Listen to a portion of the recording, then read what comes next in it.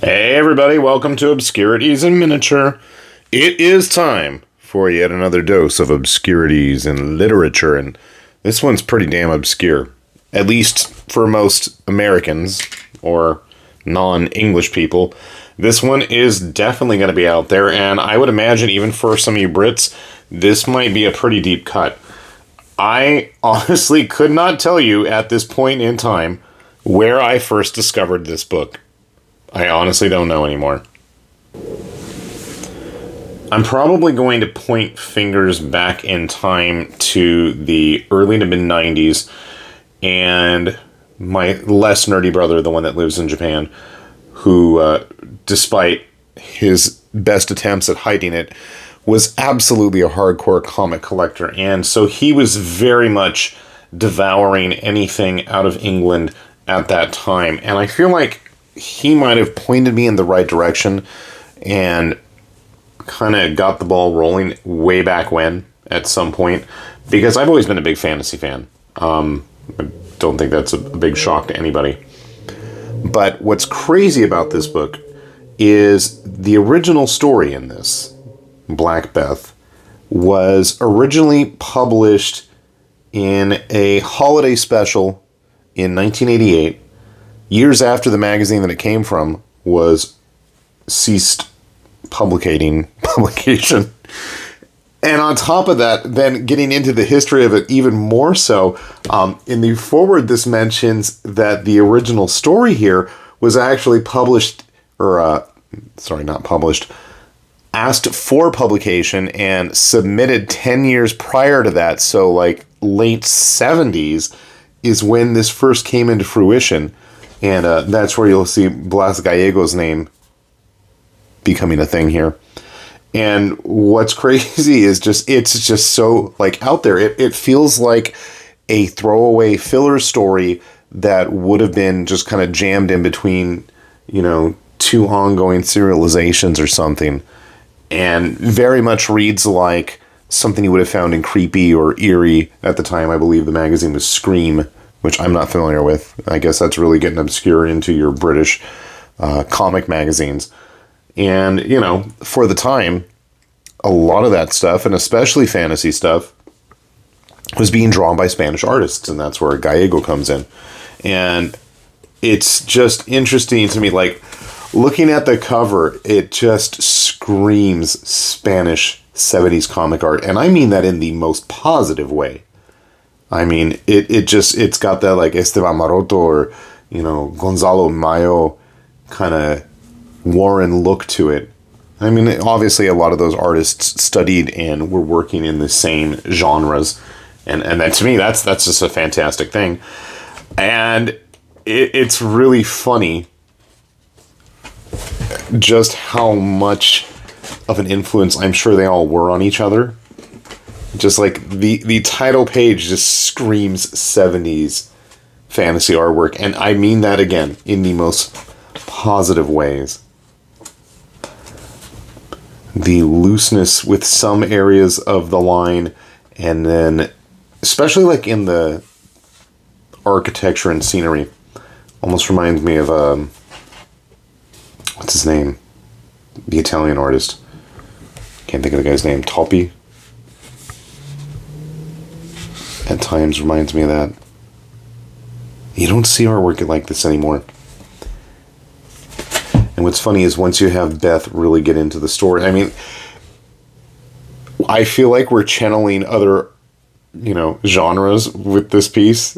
At times, the blind warrior that mentors Beth looks almost Neanderthalish in a very Frazetta-like or Vallejo manner.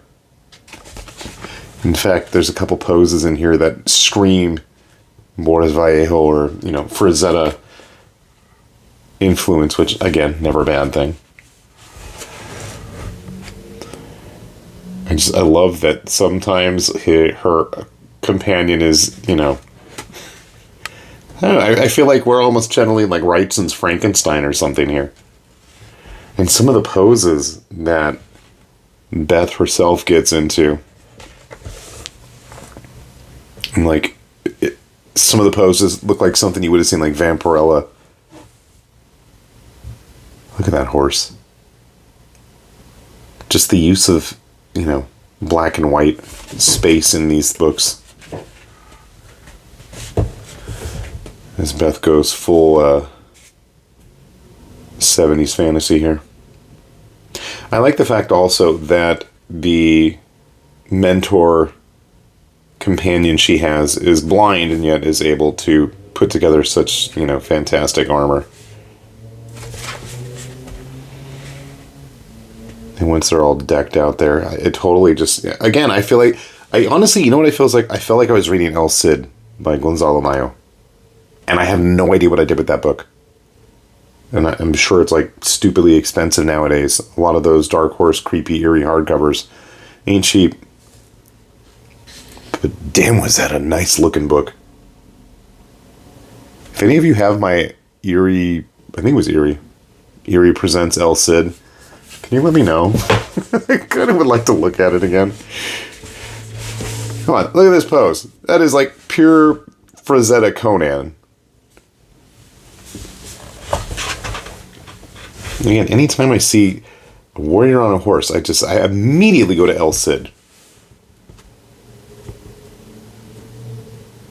And again, I love that 70, again, like that kind of negative exposure. All the black and shadow missing from the artwork like that. Just screams 70s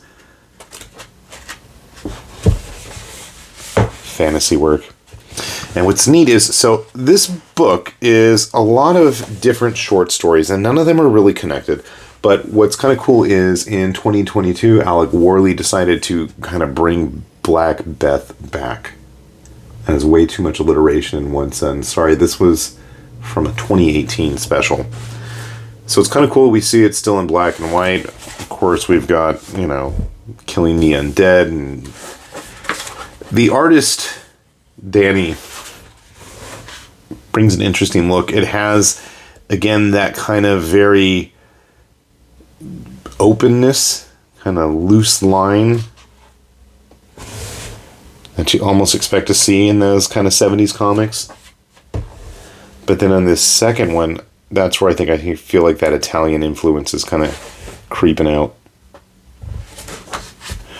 And then what's really neat is, all of a sudden, we have a full color special in the back here.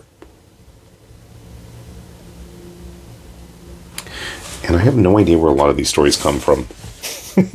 That's one of the things I miss having access to, like a lot of the British magazines and publications. But man, I love the colors on this. I gotta double check who did the colors. I'm guessing Danny themselves. Herself. Those watercolors, again, I feel like are given major 70s comic vibes. Especially if you get like the colors and the panel stops. You just have like that empty white space between the transition of the panels. Cool. Cool is the only word I can think of. And fun. For as loose as Danny's lines can be at times, I mean, it's like a very intentional kind of looseness in how things are put together. But it works. It totally works. You can see those echoes of artists past.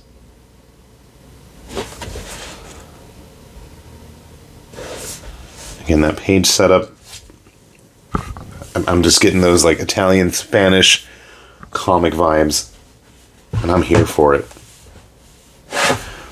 Even at some point, we have an excuse to have a large dragon-like object for our heroine to ride on. Was it the mercenary? Mercenary was Spanish, wasn't it? He's always riding around on his dragon, wyvern thing. Just a fun little look at a pretty much long-lost obscure gem. Are they, like, groundbreaking, revolutionary stories? No. Do they need to be? Not really. Are they fun? Absolutely. And if you're a fan of that kind of fantasy comic, I'd say go for it. Take a look and see if you can find it. I know it's going to be kind of hard on the other side of the world in our hemisphere over here. But it's doable. Thankfully I had family visiting, and, as always, stopped at Forbidden Planet. We're able to grab this, and along with a couple other books, and I know they're going to be hitting back over there, so I better get a nice shopping list together. And if you guys have any suggestions of books that I don't somehow already own, anything you'd like to see, or any of you British folks would recommend that I have not possibly been exposed to yet, I'd absolutely love to hear that in the comments. So I look forward to that. And hopefully you guys look forward to other books like this. So with that said, this has been High Lord Tamberlane with Obscurities and Miniatures, saying thanks for watching, and we'll see you back here soon. Bye-bye.